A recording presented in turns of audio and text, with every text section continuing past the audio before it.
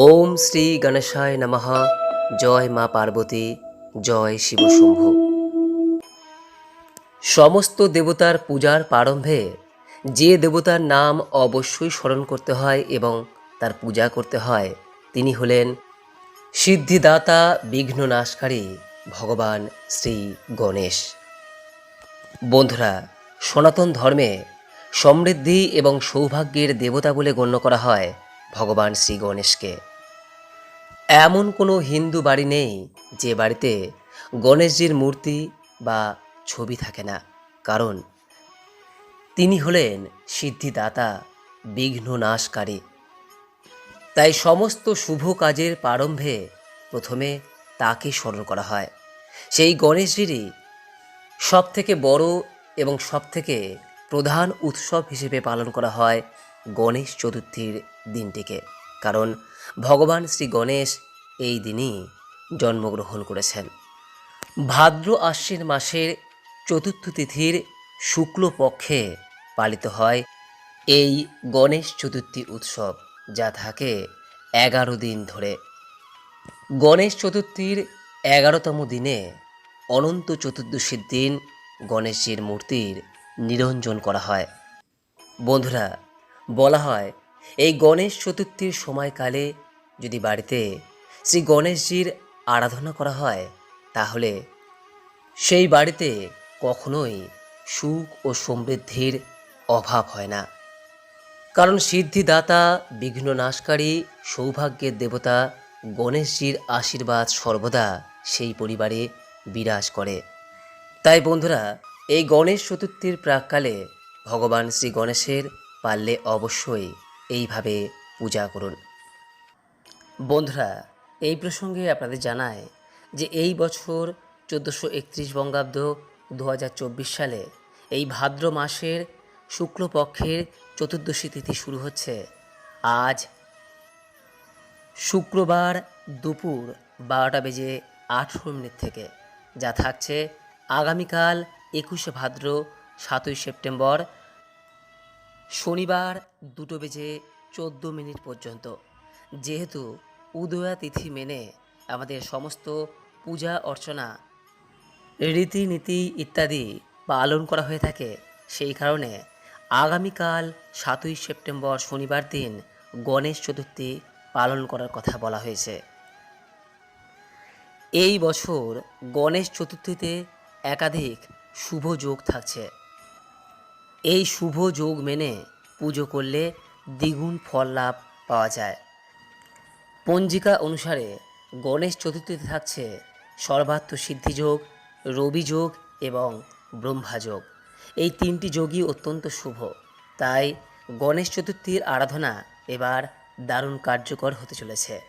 কোনো নতুন কাজ শুরু করার জন্যও এই দিনটি অত্যন্ত ভালো। আপনি যদি বাড়িতে গণেশ মূর্তি স্থাপন করতে চান তাহলে তা 7ই সেপ্টেম্বর করুন। এদিন সর্বার্থ সিদ্ধিযোগ পড়বে সকাল 6:02 থেকে, যা থাকবে বেলা 12:23 পর্যন্ত। গণেশ চতুর্থীর যদি পূজা সম্পন্ন করতে চান তাহলে এই সময়ের মধ্যে করাই সবথেকে উত্তম। বিশেষ করে যদি সকাল 9:29 থেকে দুপুর 12:23 মধ্যে যে অমৃত যোগ রয়েছে সেই সময়ের মধ্যে যদি সম্পন্ন করেন তাহলে সর্বাত্মক ফল প্রাপ্তি ঘটে, কারণ এই সময়কালকে চৌঘড়িয়া মুহূর্ত বলা হয়। এইবার আসবো দর্শক বন্ধুরা, বাড়িতে কিভাবে আপনি খুব সহজ সরলভাবে গণেশ চতুর্থীর দিন সিদ্ধিদাতা শ্রী গণেশজির পূজা সম্পন্ন করতে পারবেন সেই প্রসঙ্গে। বন্ধুরা, এই প্রসঙ্গে আপনাদের জানায় যে গণেশ চতুর্থীর দিন যদি আপনি বাড়িতে গণেশজির পূজা সম্পন্ন করতে চান তাহলে অবশ্যই একটি গণেশজির মূর্তি বা প্রতিমা বা পট অবশ্যই থাকা প্রয়োজন। যদি না থাকে তাহলে অবশ্যই আগের দিন তা সংগ্রহ করে রাখুন।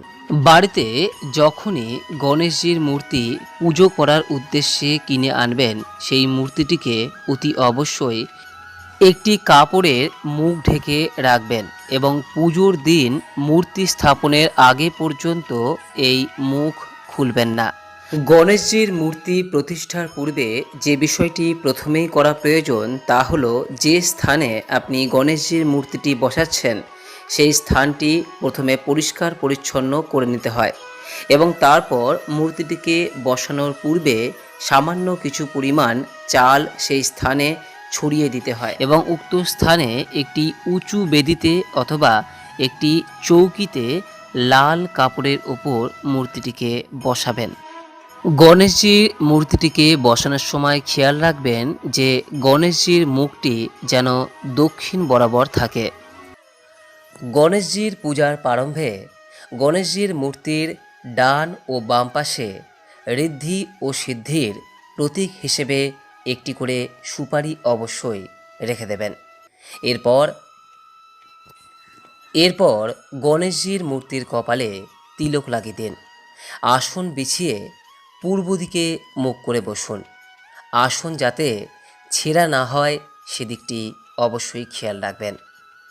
গণেশ মূর্তিটি স্থাপন করার সময় এই বিষয়টি অবশ্যই খেয়াল রাখবেন যে গণেশ চতুর্থীর শুভ সময়ে বাড়ির উত্তর পূর্ব অথবা উত্তর পূর্ব অংশে ভগবান গণেশের মূর্তি যেন থাকে। তারপর পূজার সমস্ত সামগ্রী আয়োজন করে নিয়ে আসন পেতে বসুন। এরপর ষোড়শ অথবা পঞ্চোপচারের মাধ্যমে গণেশজির পূজা করুন, অর্থাৎ 16টি সামগ্রী বা 5টি সামগ্রীর মাধ্যমেও আপনি গণেশজির পূজা সম্পন্ন করতে পারেন। সবার প্রথমে যে চৌকির ওপর গণেশজির মূর্তি স্থাপন করেছেন সেই চৌকির পূর্ব দিকে ঘট রাখুন এবং সেই ঘটের ওপর একটি ডাব অথবা একটি কলা রাখুন এবং সেই ডাব এবং ঘটে সিঁদুর ও তেল মিশ্রণ করে স্বস্তিকা চিহ্ন এঁকে দিন। ঘটের ওপর একটি লাল চেলি বা লাল গামছা রেখে তার ওপর একটি লাল ফুল, কয়েকটি দূর্বা এবং সামান্য ধান বা আতপ চাল রেখে দিন। তারপর দক্ষিণ পূর্ব দিকে একটি প্রদীপ ও ধূপকাঠি জ্বালান। এরপর নিজের ওপর গঙ্গাজল ছিটিয়ে বলুন ওম পুণ্ডরিকাক্ষয় নমঃ, ওম শ্রী গণেশায় নমঃ, ওম শ্রী গণেশায় নমঃ, ওম শ্রী গণেশায় নমঃ। এই মন্ত্র জপ করতে করতে গণেশজিকে প্রণাম করুন। এরপর হাতে দূর্বা, ফুল বা সুগন্ধ অক্ষত নিয়ে গণেশজির ধ্যান করুন। এই মন্ত্রের মাধ্যমে গণেশজির ধ্যান করুন।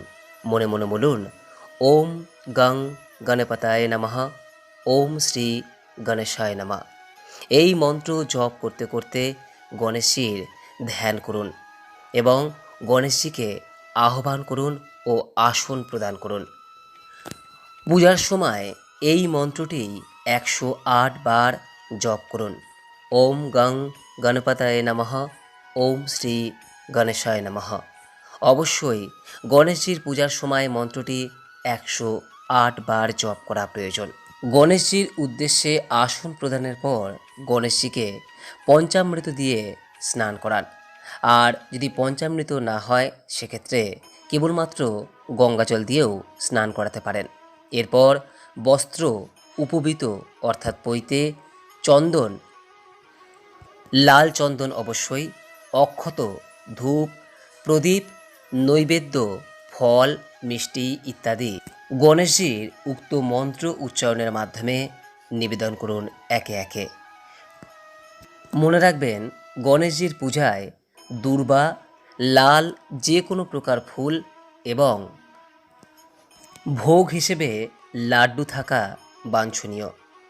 গণেশজির পূজার শেষে গণেশজির আরতি করুন এবং গণেশ চতুর্থীর যে ব্রত কথা তা অবশ্যই পাঠ করুন। সঙ্গে পাঠ করুন গণেশ চালিসা এবং তারপর নিজের সমস্ত মনোকামনা গণেশজির উদ্দেশ্যে ব্যক্ত করুন। বন্ধুরা, যদি গণেশজির পূর্ণ আশীর্বাদ পেতে চান এবং গৃহে যদি সৌভাগ্যকে সর্বদা ধরে রাখতে চান তাহলে গণেশ মূর্তিটি কিন্তু গণেশ চতুর্থীর পরদিনই তুলে ফেলবেন না। মূলত গণেশ চতুর্থীর পর 10 দিন পর্যন্ত এটি রাখতে হয় এবং এই 10 দিন ধরে প্রত্যেক দিন যদি আপনি গণেশজির পূজা করতে পারেন তাহলে সব থেকে ভালো হয়। 17ই সেপ্টেম্বর অনন্ত চতুর্দশীর দিন গণেশজির মূর্তি বা প্রতিমাটি তোলা প্রয়োজন এবং যদি নিরঞ্জন করতে হয় উক্ত দিনেই করা প্রয়োজন। এরপরও যদি গণেশ চতুর্থী সংক্রান্ত কোনোরূপ কোনো প্রশ্ন বা মতামত আপনাদের থাকে নিচের কমেন্ট বক্সে অবশ্যই জানাবেন। সকলেই ভালো থাকুন, সুস্থ থাকুন। সিদ্ধিদাতা, সৌভাগ্যের দেবতা, বিঘ্ন নাশকারী গণেশজির কৃপায় আপনার ও আপনার পরিবারের সমস্ত বিঘ্ন দূর হোক এবং সৌভাগ্য সমৃদ্ধি সর্বদা বজায় থাকুক এই কামনা রেখে আজকের মতো ভিডিওটি এখানেই শেষ করলাম। নমস্কার, ধন্যবাদ। ঈশ্বর আপনার